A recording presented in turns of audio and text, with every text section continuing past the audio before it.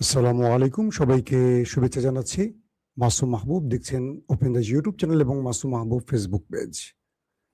প্রশ্ন হলো, কখনো 4-5 মিনিট দেরি হয় কেন বলবো আপনাদেরকে। দেরি হওয়ার প্রধান কারণ হলো আমি এই মুহূর্তে আছি বাংলাদেশে। একসময় আমি আপনাদেরকে দেশের বাইরে থেকে খবর দিতাম, এখন দিচ্ছি বাংলাদেশ থেকে। তো বাংলাদেশ থেকে দেওয়ার ক্ষেত্রে যেটা হয়, আমি যখন লাইভ শুরু করতে যাচ্ছি হঠাৎ করে দেখি বিদ্যুৎ চলে গেছে। তো জেনারেটর অন করতে গিয়ে দেখা যায় একটু সময় লেগে যায়। কারণ আমার স্টুডিওতে বাংলাদেশে এখন অনেক গরম পড়ে। আইপিএস এ মানে আইপিএস বিদ্যুৎ ব্যাকআপ দিতে পারে কিন্তু এসি ব্যাকআপ দিতে পারে না। স্টুডিওতে নরমালি একটু গরম থাকে, বুঝতেই পারছেন। তো বাংলাদেশে তো কি বলবো, এখন অনেকে ক্ষেপে যাবে। বিদ্যুৎ নিয়ে এখন কথা বলে আবার গুপ্ত বলবে। তো কপাল পোড়া দেশে আছি, তো কিছু বলার নাই। চারদিকে শুধু নাই নাই। ওকে দর্শক, আমি অধিকাংশ সময় টাইম মতোই আসার চেষ্টা করি, আপনারা দেখবেন। আজকের মূল যে খবরটি দিয়ে আমি শুরু করতে চাই সেটা হলো, হরমুজ প্রণালীতে দুর্দান্ত খেলায় মেতে উঠেছে ইরান। পরাশক্তি আমেরিকা ইরানের কাছে কিভাবে বারবার ব্যর্থ হচ্ছে আমরা নিজ চোখে তা দেখছি। দ্বিতীয় গুরুত্বপূর্ণ খবর, গভীর রাতে গুরুত্বপূর্ণ মিটিং শেষেও নেতানিয়াহুকে আমেরিকা কোনো অনুমোদন বা অনুমতি দেয়নি। 3 নম্বর গুরুত্বপূর্ণ খবর, ইরান তার গত 40 বছরে এই যুদ্ধ শুরুর পর সর্বাধিক তেল বিক্রি করেছে, যেটি আমেরিকার জন্য সবচেয়ে বড় আঘাত হিসেবে বিবেচিত হচ্ছে। দর্শক, আরো অনেকগুলো খবর থাকবে আজকে লাইভ সেশনে। প্রথম যে খবরটি দিয়ে আমি শুরু করতে চাই সেটি হলো, কয়েকটি গুরুত্বপূর্ণ সংস্থা দাবি করেছে এই অবরোধ শুরুর পর, অর্থাৎ আমেরিকা যে হরমুজ প্রণালীতে এসে ইরানের নাকের ডগায় একটা নৌ অবরোধ তৈরি করেছে, সেই অবরোধের প্রথম 1 সপ্তাহে, আবার শোনেন, অবরোধের প্রথম 1 সপ্তাহে ইরান এখান থেকে 70 থেকে 80টি ট্যাঙ্কার পরিবহন করেছে। অর্থাৎ ইরানের তেল নিয়ে এই জাহাজগুলো পৃথিবীর বিভিন্ন দেশে ছুটে গেছে 80-র মতো। কালকে আমি বলেছিলাম 60, আজকের খবর আরো 20টি তেলের ট্যাঙ্কার এখান দিয়ে প্রবেশ করেছে।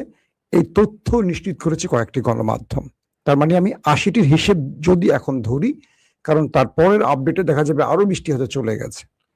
তো এই লাইভ চলাকালীন সময় আমি যে আপডেটটা দিচ্ছি সেখানে ধরলাম 80টি।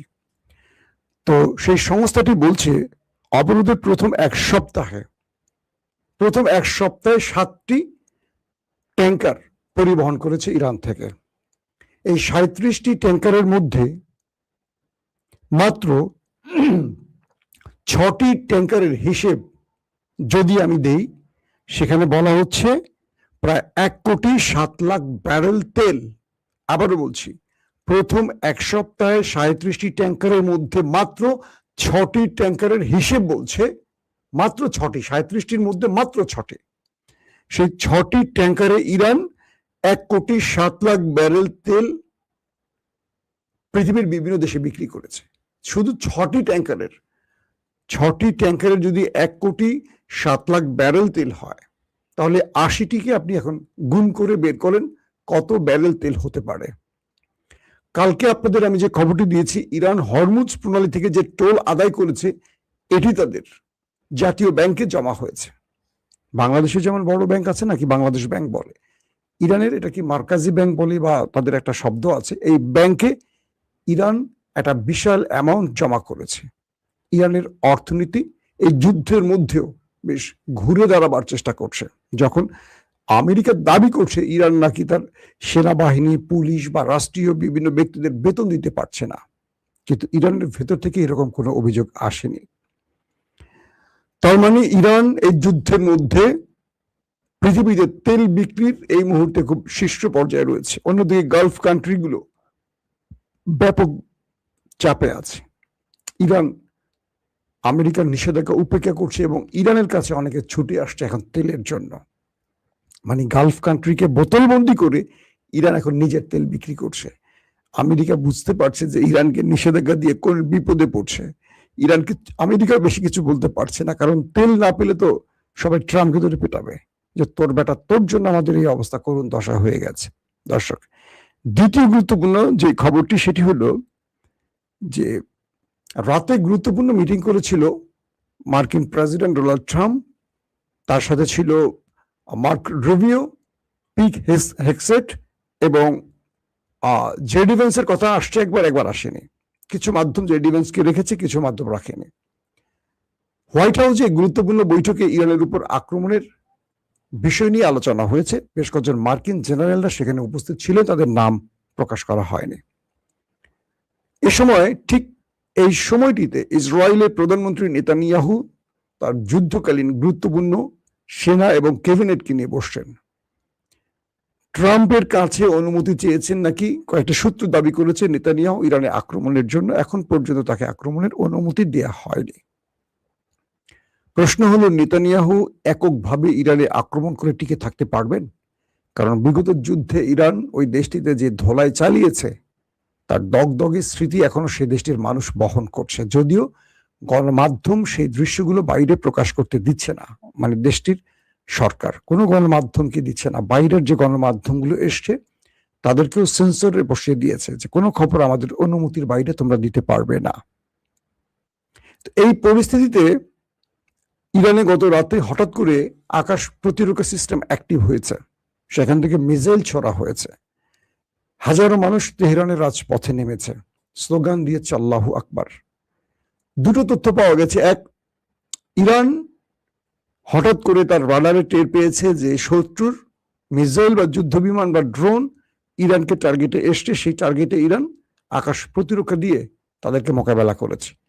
কিছু তথ্য বলছে যে এটি নাও হতে পারে, ইরান নতুন কোনো আকাশ প্রতিরক্ষা ইনস্টল করেছে যেটাকে তারা পরীক্ষা করেছে।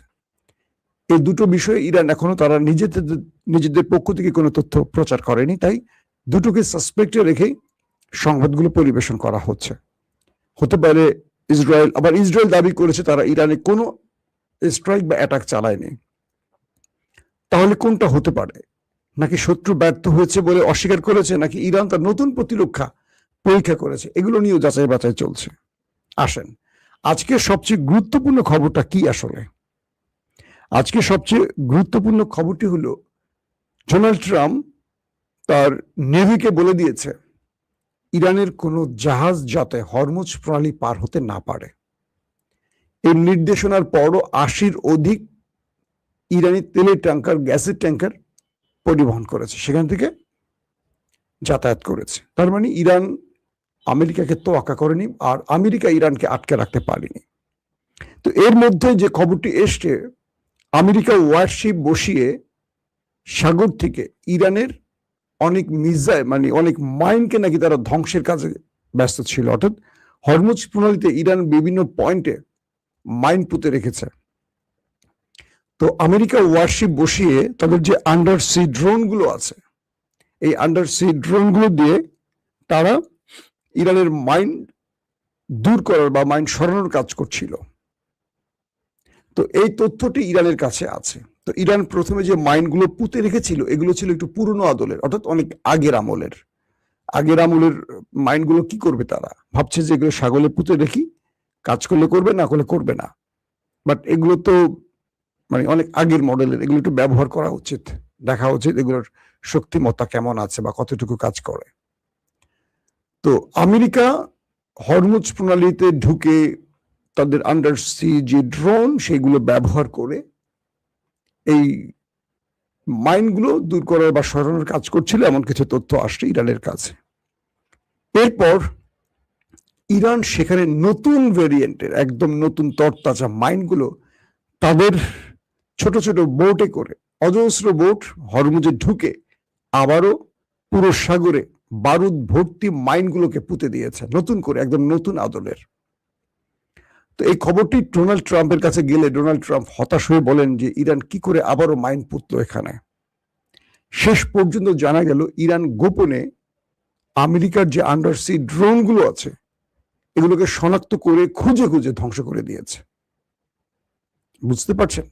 অর্থাৎ সাগরের যে ড্রোন গুলো আমেরিকা ব্যবহার করেছিল ইরানের মাইন সরাবার কাজে, এগুলোকে সবগুলোকে শনাক্ত করেছে ইরান, করে বিভিন্ন অপারেশন চালিয়ে হরমুজ প্রণালীতে থাকা মার্কিন আন্ডারসি ড্রোনগুলোর অধিকাংশকেই ধ্বংস করে দিয়েছে ইরান। এরপর সেই জায়গাগুলোতে আবার নতুন করে মাইন পুঁতে দিয়েছে ইরান। বলা হচ্ছে এই মাইনগুলো খুবই ভয়ঙ্কর। যদি এই মাইনের সামনে পড়ে মার্কিন ওয়ারশিপ বা মার্কিন ভেসেল মোটামুটি সব উড়ে যাবে। আমেরিকার এক একটা ওয়ারশিপের দাম 4-5 বিলিয়ন মার্কিন ডলার। যে দামি দামি ভেসেলগুলো আসছে এগুলো অনেক মূল্যবান। তো ইরান বলে দিচ্ছে আমেরিকাকে উদ্দেশ্য করে যে তুমি হরমুজ প্রণালী অতিক্রম করার সাহস করো না, পারলে তুমি জীবন নিয়ে পালাও। কারণ সাগরে আমরা যে মাইনগুলো পুঁতে দিয়েছি তোমার ওয়ারশিপকে ধ্বংস করে দেবে, ডুবিয়ে দেবে। তোমার যে মেরিন সেনারা আছে, তোমার যে কমান্ডোরা আছে সাগরে, তাদের ঠিকানা হয়ে যাবে পানির নিচে। আমেরিকা এখন নতুন করে আরেকটি চাপে পড়ে গেল। এই মুহূর্তে যে কি করবে তারা, একটার পর একটা পরাজয়ের গল্প তাদের সামনে আসছে। তাদের মূল্যবান আন্ডারসি ড্রোনগুলোকে ইরান ধ্বংস করে দিয়েছে। আবার ইরানের শত শত বোট সাগরে এসে মাইনগুলোকে আবার সেট করে দিয়েছে, এবার আরো বিস্তীর্ণ এলাকা জুড়ে করে দিয়েছে। এবং আমেরিকাকে ইরান বলছে পারলে তুমি আসো, তোমাকে এবার ওয়েলকাম। আমেরিকা তুমি আসো আমার কাছে, হরমুজে আসো, তোমার জন্য আমি মাইনকে মালা বানিয়ে গেঁথে দিয়েছি, তুমি কি করবে এখন করো। ডোনাল্ড ট্রাম্পের জন্য এটিও একটি বড় চাপেটাঘাত হয়ে গেছে। কারণ ইরান কোনোভাবেই আমেরিকাকে ভয় তো পাচ্ছি না, বরং ওভার ট্রাম্প দিয়ে আমেরিকার পথ আটকে দিচ্ছে। ওরা একটা করছে, ওরা আরেকটা করছে। এই মুহূর্তে সৌদি আরব সহ বাকি আরব রাষ্ট্রগুলো, চীন সহ পাকিস্তান সহ কয়েকটি দেশের শরণাপন্ন হয়ে ইরানকে বোঝানোর চেষ্টা করছে। ইরান বলছে যে তোমরা যদি আমেরিকাকে ঘাঁটি না দিতে, আমেরিকা এই অঞ্চলে ঢুকতেও পারতো না, এইভাবে আমার দেশটাকে ধ্বংস করতে পারতো না। সো তোমরা আমেরিকাকে তোমাদের দেশে ঘাঁটি বসিয়ে রাখবে না বিদায় করবে তোমাদের সিদ্ধান্ত, কিন্তু আমেরিকা যখনই আমার দেশে আক্রমণ করবে আমি তোমার উপর আক্রমণ করব। ইরান বলছে আমি 70টি টার্গেট লক করেছি আরব কান্ট্রির। যদি আমেরিকা ইসরায়েল ইরানে আবারও দ্বিতীয়বার কোনো অ্যাটাক করে, আমি আরবের 70টি টার্গেট ধ্বংস করে দেব। এই 70টি টার্গেট আরবের জন্য খুব গুরুত্বপূর্ণ স্থান, বা আরবের খুবই কি বলবো কৌশলগত খুবই গুরুত্বপূর্ণ স্থান। কোন 70টি টার্গেট সেই ইরান সেটি এখনো প্রকাশ করেনি। তার মানে হলো ইরান আক্রান্ত হলে গালফ কান্ট্রিতে আবার ঝড় উঠবে। ট্রাম্প আরবকে বলেছিল যে আমি বুঝিনি যে আমি ইরানে আক্রমণ করলে ইরান তোমাদের উপর আক্রমণ করবে, আমার ধারণা ছিল ওরা ইসরায়েলকেই বেছে নেবে, কিন্তু ওরা ইসরায়েলকে তো মেরেছে, সঙ্গে তোমাদেরও মেরেছে। যদি বুঝতাম তোমাদের মারবে তাহলে আমি কৌশলের পরিবর্তন করব। আরব রাষ্ট্রগুলো ট্রাম্পকে বলছে তুমি কেমন প্রেসিডেন্ট, বা তোমার কেমন জেনারেল বা যুদ্ধকালীন তোমার যে টিমগুলো তারা কতটুকু, বা তোমার এই পৃথিবী বিখ্যাত গোয়েন্দা বাহিনীর কাজটা কি, যারা ইরানের কি করবে না করবে তোমরা জানোই না, অথচ ইরানের সাথে যুদ্ধে জড়িয়ে গেছো। তোমরা বলছিলে 2 থেকে 3 দিনে এই যুদ্ধ শেষ করে দেবে। 40 দিন পর তোমরা নিজেরাই ইরানের হাতে পায়ে ধরে যুদ্ধবিরতি ঘটিয়েছ। এরপর তোমরা যুদ্ধবিরতির জন্য পাকিস্তানে গেছো, দ্বিতীয় দফা তোমরা গিয়ে বসে আছো, ইরান তোমাদের পাত্তাই দেয়নি। তোমরা আমাদেরকে কি বোঝাতে চাও? আরবের এই কথায় মার্কিন প্রেসিডেন্ট ডোনাল্ড ট্রাম্পের মুখ কালো হয়ে গেছে, কারণ তার জন্য আসলে কোনো সুসংবাদ এই মুহূর্তে নাই। এখন ইরান যেই খেলাটি খেলছে, একদম অনেস্টলি বলি, যে কোনো ভাবে আমেরিকাকে হরমুজ থেকে সরাবে। যদি আমেরিকা হরমুজ থেকে না সরে, কোনো মিস অ্যাডভেঞ্চারে যায়, আবার নতুন করে আমেরিকার সবচেয়ে বড় ক্ষতি হয়ে যাবে। কারণ ইরান যে মাইনগুলো পুঁতেছে এবার, আর এগুলো যদি ওয়ারশিপ এখানে অতিক্রম করতে যায়, তাহলে মহামূল্যবান ওয়ারশিপ তো যাবে, সঙ্গে মার্কিন বিশাল সেনাদের প্রাণ চলে যাওয়ার আশঙ্কা থাকবে। এখন ট্রাম্পকে শেষ পর্যন্ত এখান থেকে যেতেই হবে। আর ইরান বলছে যে আমরা হরমুজ থেকে টোল আদায় করছি, করবই, তুমি যা কিছু করো, যত বড় অবরোধ বসাও, তোমাকে আমরা সাগরে মোকাবেলা করব। পাশাপাশি মুস্তফা খামেনি নতুন একটি বক্তব্য প্রচার হয়েছে। তিনি তার জাতিকে বলছে যে তোমাদের এই ঐক্য পুরো ইরানিদের শক্তি বৃদ্ধি করেছে। অর্থাৎ তিনি বুঝতে পারেনি যে ইরানের পুরো জাতি এরকম ঐক্যবদ্ধ হবে, কারণ একসময় এই সরকারের বিরুদ্ধে বিক্ষোভ হয়েছে ব্যাপক, কিন্তু পুরো ইরানির এখন একজোট হয়ে গেছে। পেহলভিকে আমেরিকাতে মোটামুটি ধোলাই টোলাই দিয়ে অপমান করা হয়েছে, দেখেছেন আপনারা। তো মুস্তফা খামেনির নতুন বক্তব্যে বলা হয়েছে, হে ইরানি জাতি, তোমাদের কাছে ওদের কামানের গোলার চেয়েও ওদের মিডিয়া প্রজেক্ট সবচেয়ে ভয়ঙ্কর। এটি আমি বিএনপি আর জামাতকে উদ্দেশ্য করে আবারও বলতে চাই। হে বিএনপি জামাত, তোমাদের সামনে শত্রুর বুলেটের চেয়েও আওয়ামী বা ওপারের প্রিসক্রিপশন ভয়াবহ। কারণ ছাত্রদল শিবিরকে গুপ্ত ইস্যুতে মাঠে নামিয়ে একটা পুরোপুরি প্রকাণ্ড ডিনামাইট তৈরি করছে এখন আমাদের ভেতরে। আমি কাল থেকে কয়েকবারই খবরগুলো দেখেছি। সাদেক কায়েম এবং ছাত্রদলের রাকিব, আমি রাকিবকে পার্সোনাল যতটুকু চিনি, যথেষ্ট বিনয়ী একটি ভদ্র ছেলে, হয়তো কিছু বোকামি করে মাঝে মাঝে, কিছু জিনিস করে, এই দলটি এরকমই। রাকিব সাদেক কায়েমকে সরি বলতে বাধ্য হয়েছে, কারণ থানার ভেতরে গিয়ে ছাত্রদলের ছেলেরা ডাকসু নেতাদের পিটিয়েছে। এটার জন্য তারেক রহমান ব্যাপক ক্ষেপে গেছে, আমি যতটুকু তথ্য পেয়েছি। তিনি বলেছেন এইরকম প্র্যাকটিস ছাত্রদলের জন্য আর না হয়। কিন্তু আমি দেখছি কিছু গর্ধব ছাত্রদল এটাকে ওন করে সোশ্যাল মিডিয়া ঝড় তুলছে, যেটা তারেক রহমান নিজেই ওন করছেন না। তারেক রহমান এমন বাংলাদেশ দেখতে চান না, এটিও ছাত্রদেরকে বলে দেয়া হয়েছে। কিন্তু বলা হয়েছে যেই ফেসবুক পোস্টটি ঘিরে কাণ্ডটি ঘটানো হয়েছে মাহমুদ হাসান নাকি নাম একটা ছেলের, এটি ছিল ফেক। ছাত্রলীগের একটি ছেলে এই পোস্টটি, জাইমা রহমানকে নিয়ে নোংরা এআই পোস্টটি করে শিবিরের নামে ছেড়ে দিয়েছে, এবং পরবর্তী এটিকে চেক করে দেখা গেছে না, শিবির এটার সাথে জড়িত ছিল না, এটি ছাত্রলীগ করেছে। তার মানে কি, ফলস ফ্ল্যাগ অপারেশন। ছাত্রলীগ করবে আর শিবির ছাত্রদল মারামারি করবে। আমি আবারও বলবো, শিবির এবং ছাত্রদলকে সবচেয়ে ধৈর্যের পরিচয় দিতে হবে। রাকিব যেটি বলেছে ছাত্রদলের, যে আমরা দীর্ঘ 15 বছর একসাথে ছিলাম ছাত্রদল এবং শিবির, এটা সাদেক কায়েমকে রাকিব বলেছে যে আমরা একসঙ্গে ছিলাম, আমরা বাকি সময় একসঙ্গে থাকতে চাই, আমাদের মধ্যে যেন কেউ অনৈক্য তৈরি করতে না পারে। রাকিবের এই কথাটিকে আমি সাপোর্ট করি, এটি সত্য কথা। তো ইরানের পুরো জাতিকে মুস্তফা খামেনি বললেন, হে ইরানি জাতি, তোমাদের সামনে শত্রুর গোলার চেয়ে, কামানের গোলার চেয়ে তাদের মিডিয়া ভয়ঙ্কর। ইরানের ব্যাপারে যেই পরিমাণ মিডিয়া প্রোপাগান্ডা পশ্চিমা মিডিয়া চালাচ্ছে কল্পনা করতে পারবেন না। তাই আমরা আজকে সবসময় আপনাদেরকে ইউটিউবের মাধ্যমে খবরগুলো দিচ্ছি, ফেসবুকের মাধ্যমে দিচ্ছি। কেন? ওদের সত্য মিথ্যা আমরা যাচাই করতে পারি, কারণ দুনিয়ায় আরো বহু গণমাধ্যম আছে যেগুলো খোঁজে সত্য সংবাদগুলো আমরা আপনাদের দেবার চেষ্টা করি। আমি ব্যক্তিগতভাবে পশ্চিমা গণমাধ্যম একেবারেই ফলো করি না, দেখি, চেক করি খবর দেওয়ার জন্য, কিন্তু আমি আপনাদের খবর দিই মিডল ইস্ট অর্থাৎ মধ্যপ্রাচ্যের কম হলো 20-30টা গণমাধ্যম আমার ডেইলি পড়া হয়। তুরস্কের গণমাধ্যম আমি পড়ি, লিবাননের মায়াদিন থেকে শুরু করে বিভিন্ন সোর্স গুলো আমি ডিল করি। আমার সাবেক বিদেশি বন্ধু সাংবাদিকরা যারা ফিল্ডে আছেন এই যুদ্ধে, তাদের সাথে আমার হোয়াটসঅ্যাপ গ্রুপে যোগাযোগ হয়, বিভিন্নভাবে তথ্যগুলো আমি কালেক্ট করে আপনাদের দেই। কিন্তু আমি ওদের পশ্চিমা দুনিয়ার খবরগুলোকে আমি টোটালি বিশ্বাসই করি না। তারা পুরোটাই মিথ্যা বলে বলছি না, কিন্তু তারা বিভিন্ন এজেন্ডা নিয়ে কাজ করে। তো মুস্তফা খামেনি সেই বিষয়টিকে উদ্দেশ্য করে বলেছে ইরানি বন্ধুদের যে তোমরা শত্রুর কামানের চেয়ে ওদের মিডিয়াকে বেশি ভয় পেও, কারণ ওদের মিডিয়া দিয়ে আমাদেরকে ওরা ধ্বংস করতে চায়।